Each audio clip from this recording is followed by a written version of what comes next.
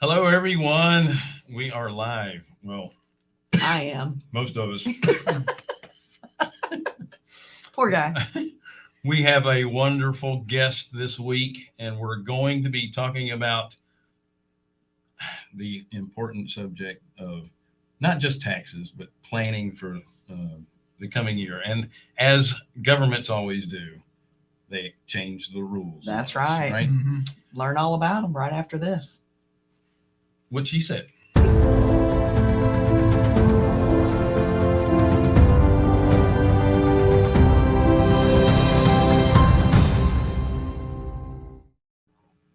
Hi, everyone. Thank you so much for joining us on the Real Estate Investor Show. We are Carolina Hard Money. No, we're not. We're Carolina Capital Management. Wow.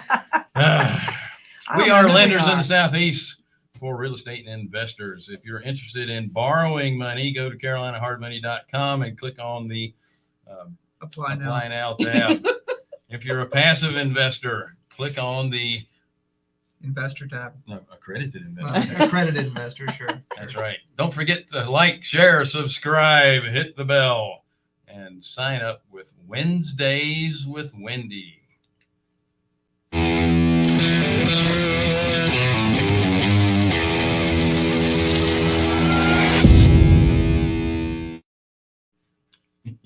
Wendy donates 30 minutes per person on Wednesday afternoons to talk anything about real estate. So over in the chat side, it's either going to be on the right-hand side or underneath your screen, depending on the platform that you're viewing us from. Sign-ups are usually booked several months in advance. That's right. Mm-hmm. I think March 23 is my next opening. So what's really cool too, what's going on is we virtually just spoke at Cash Flow Expo. So, and it's not too late to get signed up with Cash Flow Expo. Yep. Was I on that one? I was. All right. It'll be all right then. Sharub's going to show a little.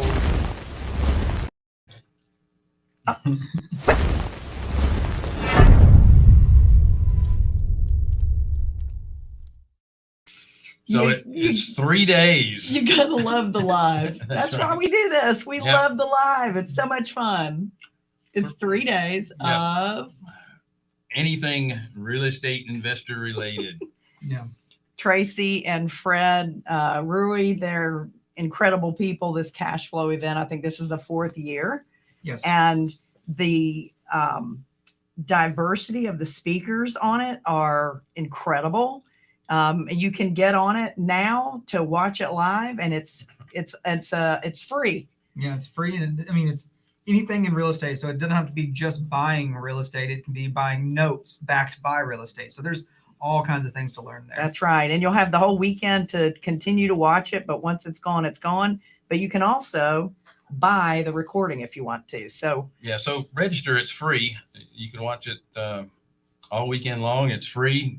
You do have to pay for the recordings if you want. Yeah, but check it out, and I think we have a link on it too that we can put over there in the chat box. Or and Randy apparently doesn't think I bond very well, so I have to have my own bond day to help people bond with me. Thank you, Randy. I appreciate that. I love it. And we've got a couple people on here that have watched the show. And I came in here just before we started that my phone's already blowing up from it. So that's right. We love that event. It is just so good. Yep. So good. So without further ado, we have special graphics for our special guest.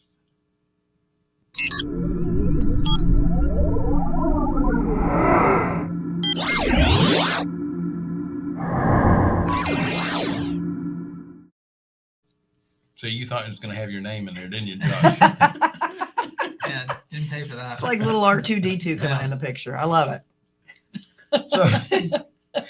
So Wendy and I have known Josh for a while. Josh is with Lodestar, and I'm going to have to ask him how they came up with the Lodestar Tax and Consulting. They specialize in consultation, tax preparation and planning, business consultant. structure, offer fractionalized CFO services, Which as is well. really timely. I mean, we're looking for a For fractional, a fractional CFO right yeah. now. And listen, it's very difficult for small businesses to really justify having a full-time CFO. mhm. And if you can look at doing it fractionally, it makes a lot more sense. And you need fractional CFOs because they look at your books differently Mhm. than your typical CPA. There's And numbers that you can pull out that really make a difference in scaling your business. that's right. It's a Right. map. It's a map on the direction you need to go. And we can And get- Josh is in our power room mastermind that we go to as well. He's I think he's in Collective Genius as well. But anyway, But you can ask him. yeah, because he's Well, here.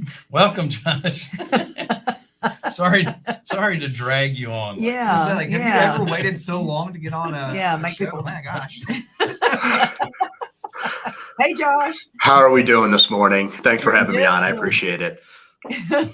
I was just asking you earlier too. Are you finally taking a breather after the first month of the year, trying to get all those things out? And you were telling me that your company has grown threefold here recently. That's incredible. Yeah, over this last year, I know a lot of businesses struggled over the time of the pandemic, but I know for, and I probably say this for a lot of accounting firms in general, our space has absolutely grown, and you probably understand the need, especially with businesses going through some unique situations here over the really it's about 2 years ago, right about now, when things just kind of really changed for most business owners.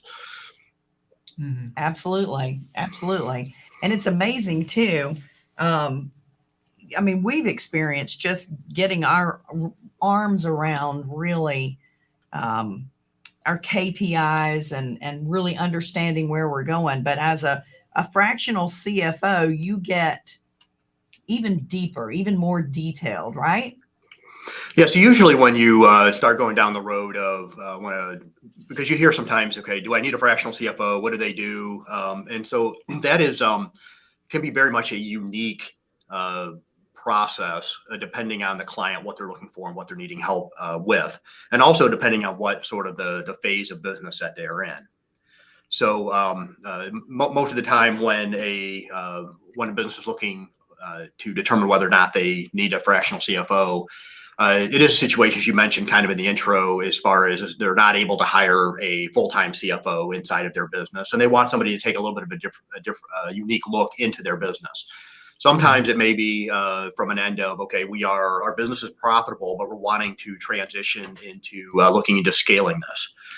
Is our structure one that, and it can either be from kind of the quote unquote the legal structure end, but going beyond that, just from an organizational structure end, do we have kind of everything there that we need to be able to take the next step in the business, all the way to what sort of KPIs do I need to be measuring?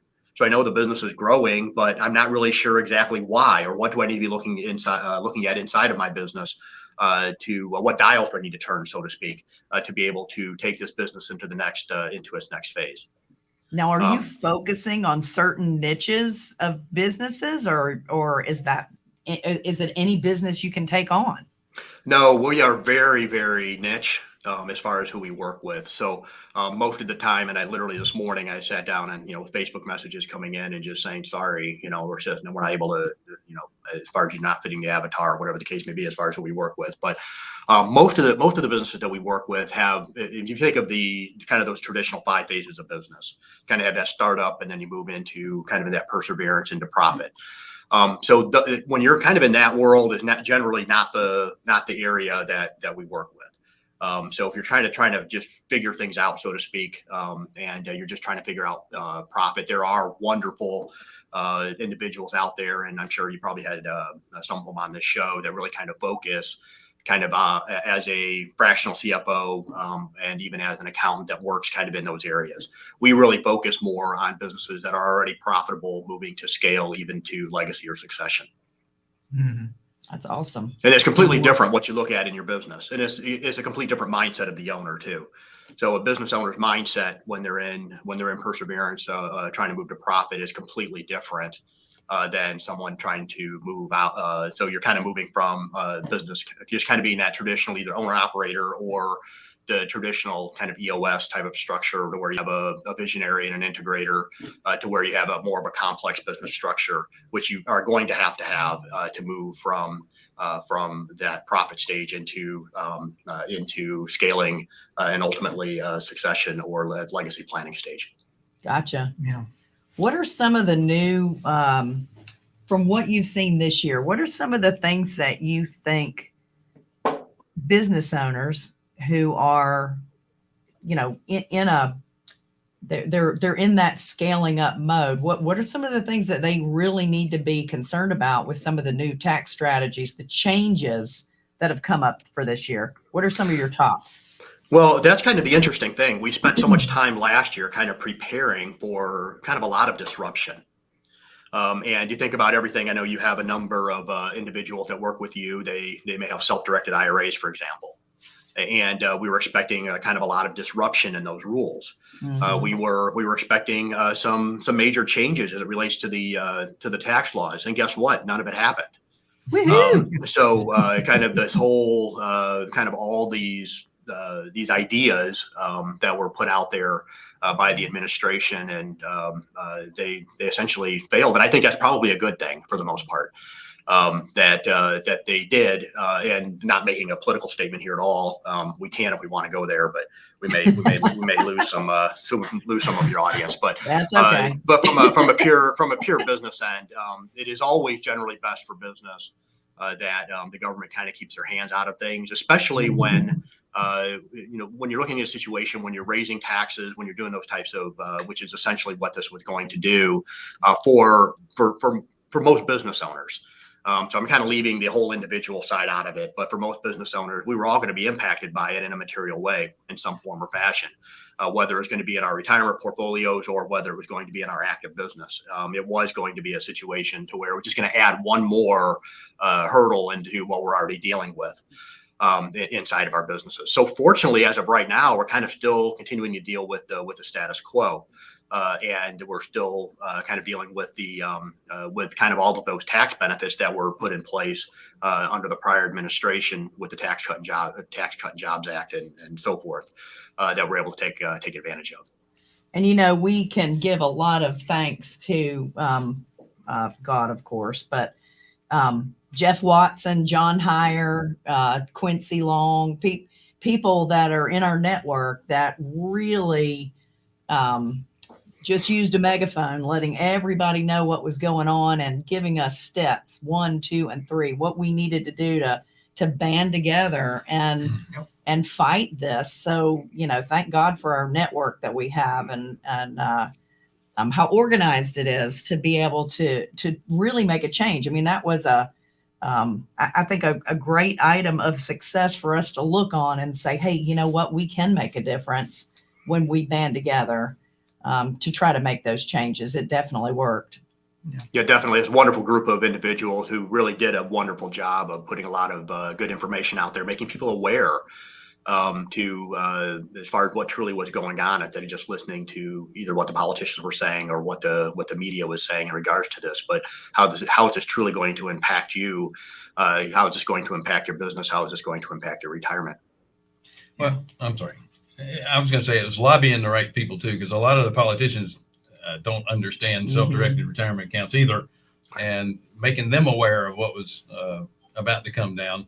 I did want to talk to you about businesses now having to make investments that they didn't think they were going to have to make, and one of them is labor, and one of them is materials, and obviously labor is either the lack thereof and the prices of labor, and then of course the material shortage of materials, and then the cost of materials. Yeah.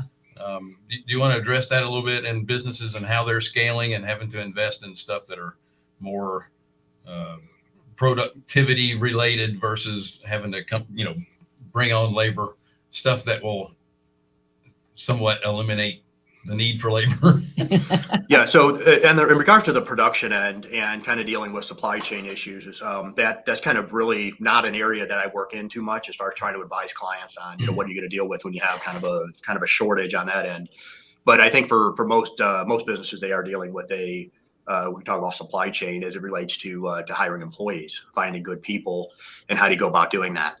It is something that we struggle with here. I mean, we increased our size of our team 3x last year, and it was a painful process. We tried, quite a few different strategies. We hired people to try to help us. We, tried to do things internally, and it was a painful process.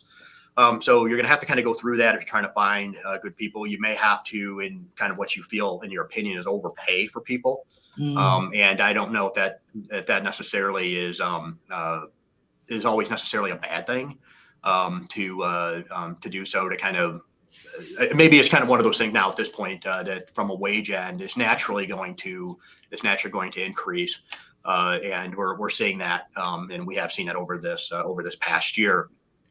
But I think kind of taking that next step of you're going to have to be very purposeful in that particular process, maybe have to be a little bit more involved in that process than just hiring someone or just kind of leaning on kind of I'll say we're familiar with lead gen, but kind of going to a place where we're going to try to find leads as it relates to hires, to we're going to be a little more purposeful and maybe even reach within our network to try to find good people. And then taking the next step of really building out your tech stack. You're really going to have to lean hard into technology.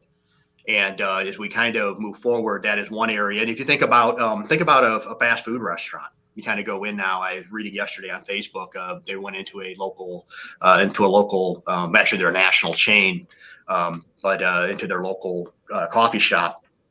And when they went in there, literally you're doing your own ordering on screens. You do your order, not even interacting with anyone. You're paying someone there, and then the only interaction is that person that goes and puts that coffee cup on the shelf. Why is that? Well, that company had to learn to lean into technology. Now, we as a consumer may complain about that, but we also have to realize that we kind of created that as well. Meaning that your average individual, maybe they just don't want to do the work, whatever the case may be. So every business had to do that. We've had to do that here. We invested a ton of money. We hired a person to come in just to build out our processes, to build out the technology for us to be able to kind of replace people with technology because we couldn't find the people. So how did we go about doing that? So for a business owner, they're going to have to look inside of their business. What in their business can be systemized? Now, it is going to take an investment of time. It's going to take an investment of money, and it's painful.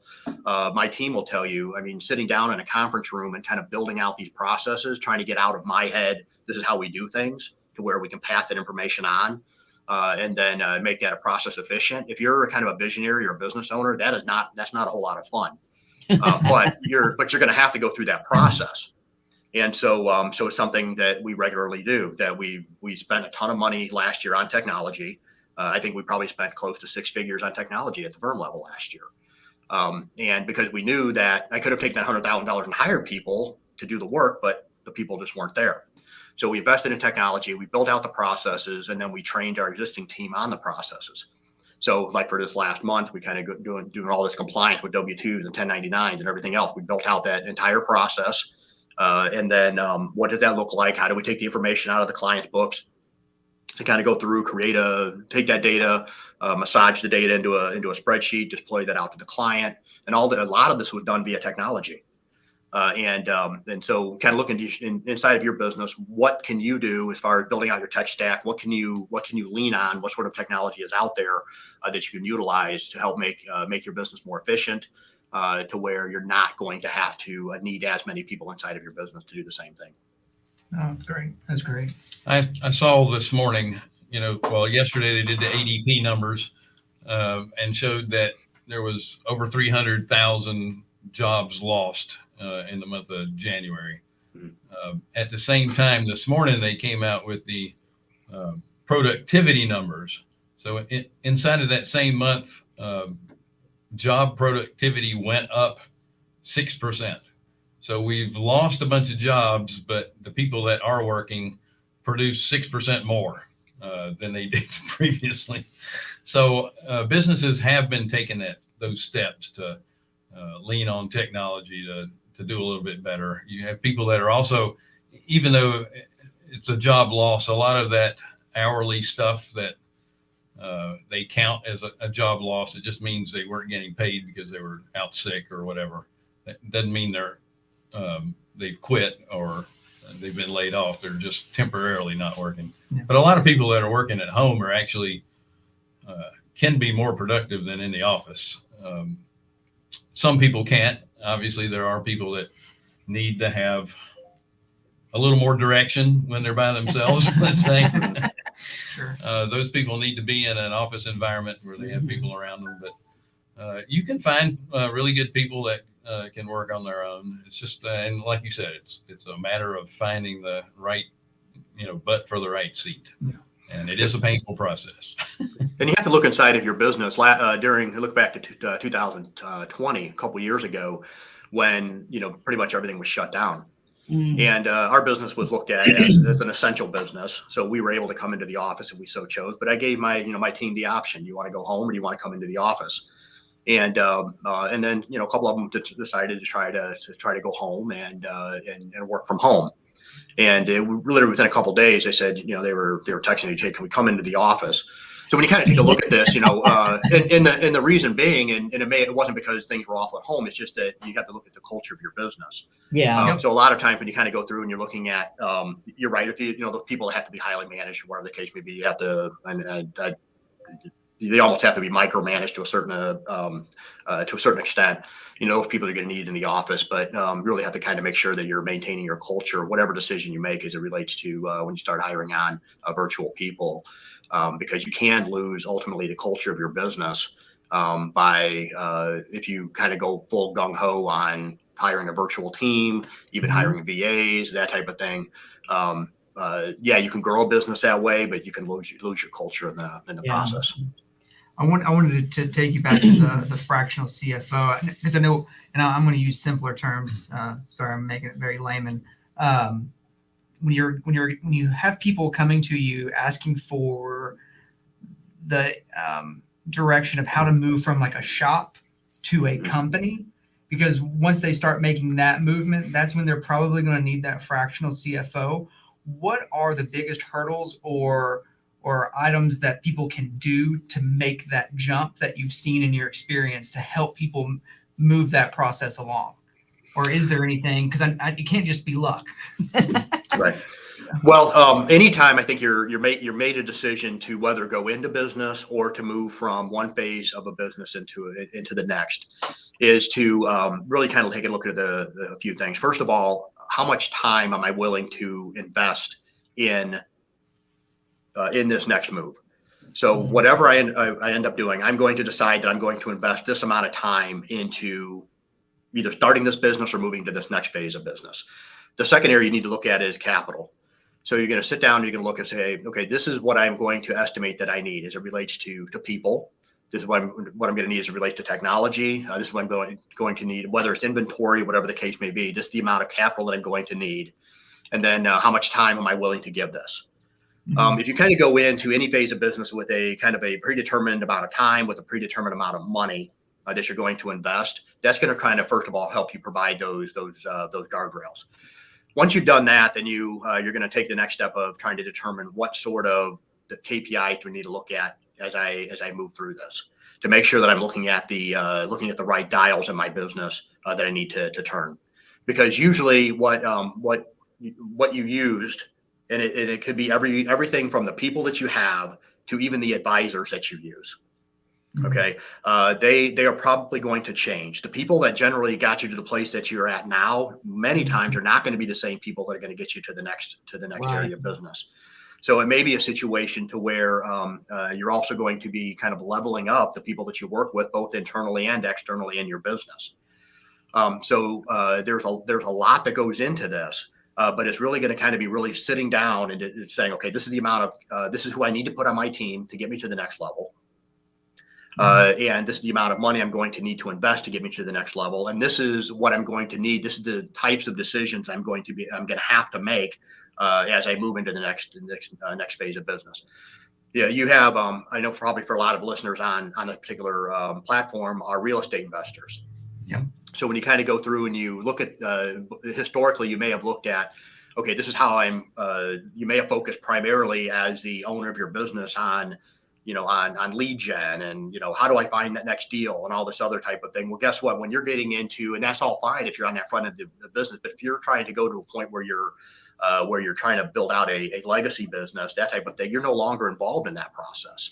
You're going to have people that are going to be, that are making those decisions for you. You can't be involved in that day to day anymore.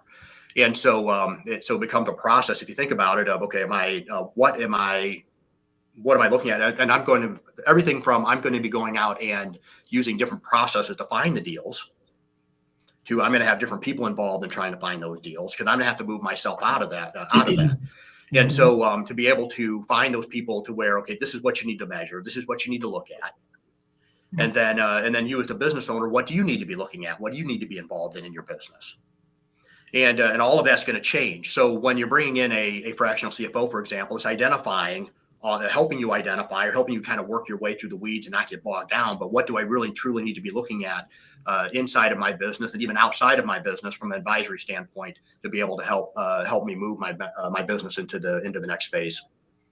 Yeah, no, well said. Yeah, because we've always said, like, if you can't measure it, you can't manage it. But then at the same token, you can be measuring the wrong things. Mm-hmm. Like you just said, it's like knowing what to measure. What were interesting numbers to us 4 years ago aren't necessarily the interesting numbers to us now. They're not what's pushing us along. So you hit the nail on the head. That was great. And it can be a painful decision having to fire mom since she's not getting you to that next level. Yeah, exactly.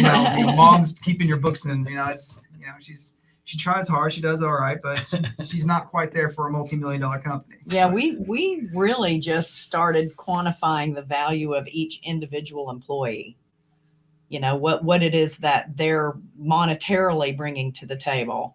And like EBITDA per head, and all of that. That was very interesting for us to go down that road and really see where our strong points were and where our weak points are. That what we need to be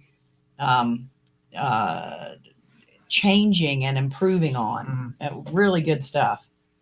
Excellent, Josh. Listen, Sharoop, do you mind pulling up Josh's link? Is that where people can go to? That's our company's website. I'm on Facebook, LinkedIn. You can reach out to me there as well personally. Do you have a preferred contact source for people that want to get in touch with you about fractional CFO? Yeah, just go to the website. There's kind of like a contact area on there, as well as all the content that I put out there, my podcast, whatnot. You can find that all on the website. So what kind of stuff do you have on your podcast? Well, I actually just put out the 133rd episode this morning of Awesome. The podcast. So I've been doing it, I guess, almost 3 years now, and it's been quite the journey. But it's everything from just kind of general practical business helps, all the way to some tax strategies, finances in your business, et cetera. So we kind of really run the gamut. It is a very kind of a general, but it is really focused more heavily on entrepreneurs looking to grow their business. And today's podcast, we had a gentleman on that kind of talking about your website, which was kind of an interesting topic that we dove into. That's awesome. You have a really good website. We checked that out. Yeah, so. Thank you. And then also we have to find out, where'd you get the name Lodestar? Right. So I love the question. And if you go to the website, I actually have a little video on kind of how we went about it. So as an accounting firm, for years, it just had my name on it. So it was Belk Accounting, Belk and Associates, just had my last name on it. And as the business grew and really kind of almost as a legacy piece, decided to take my name off. Now, when I went through a whole branding exercise with the company before, and kind of pulling out of my head what sort of vision did I want to set for the company, we had determined that we came up with it was a kind of a look of a compass on our old logo. And so when I decided to go ahead and take my name off the business, and wanted to kind of keep with the whole concept of giving direction. So a lodestar is kind of it's kind of basically a star that kind of gives direction. And if you kind of think of more from from a ship and something that we'll look at to give direction. So I wanted to kind of stay with that particular theme. So that's how we came up with the name. It's kind of basically it's a star that kind of gives direction. It's really what we try to do as a firm is to help provide direction for our clients. He doesn't just give cardinal directions; he gives ordinals as well. That's right. I love it. I love it. That's awesome. That's great. Listen, thank you so much for joining us. It was great content today. I'm sure people are going to check out your website and the podcast, for sure. That's awesome. And hopefully we can get you some subscribers as well. Oh, wonderful. Appreciate it. Great talking to you today. And hopefully I'll see you in a at the power room. Short period of time. Yeah. Look forward to it. First part of March. Yeah, that's right. All right, folks, thank you so much for joining us again on the Real Estate Investor Show.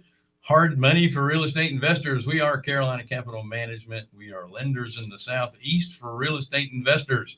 If you're interested in borrowing money, go to carolinahardmoney.com and click on the Apply Now tab.